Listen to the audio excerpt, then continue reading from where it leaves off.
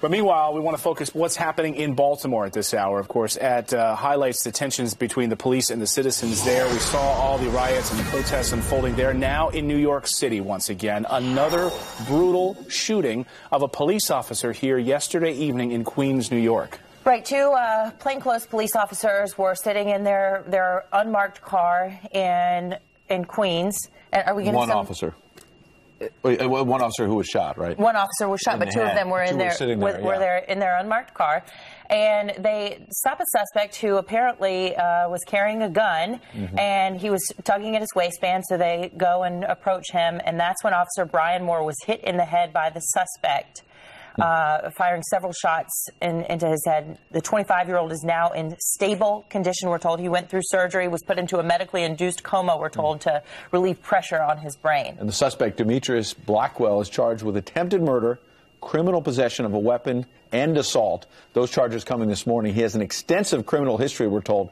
And by the way, for context, 5 NYPD officers right here in this city shot in the past 5 months. Yeah, no, I mean, we're not really sure of his motive here. Obviously, he was asked what was in his belt loop at the time, and he was fiddling with something. Obviously, it was the gun that he pulled out. So when confronted by police at the time, that's may have been why he then took action and fired the weapon. Of course, in those other situations with Rafael Ramos and Wenji and Liu, of course, in Brooklyn, the 2 officers that were shot brutally in cold blood while they were sitting in their police cruiser.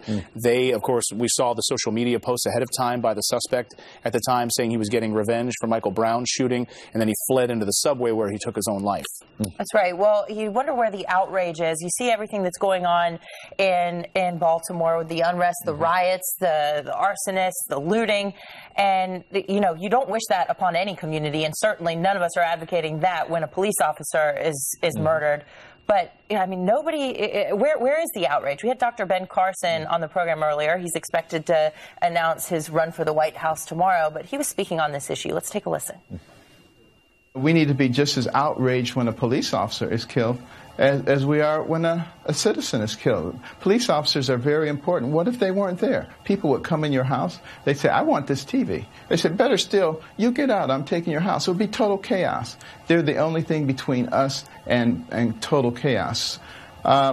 So we need to be able to look at both sides. We need to be equally outraged. But more importantly, we need to be establishing appropriate relationships within communities. Officer Brian Moore is from a law enforcement family. It's family tradition for him to be serving.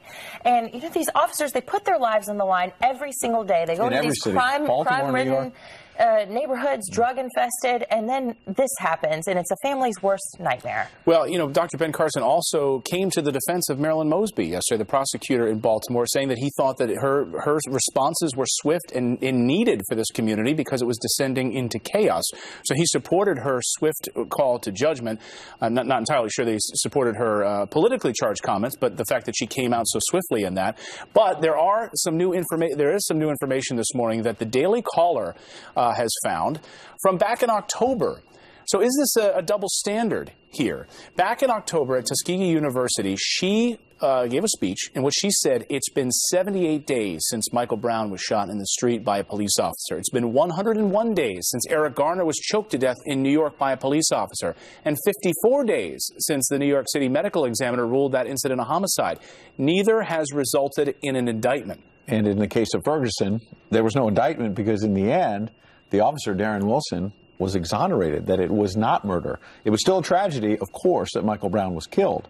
But the circumstances, when she was pushing for an indictment of the officer or other officers, there was no need for an indictment because they were exonerated. They didn't it was not deemed to be a murder. So her comments then are certainly going to be compared to what she said last week about how we need to move real quickly here because we're going to find out whether or not the evidence is there. Yeah, and many saying she sounded more like an activist than a prosecutor and was acting politically rather than professionally, saying, to the youth, I hear you, this is your time.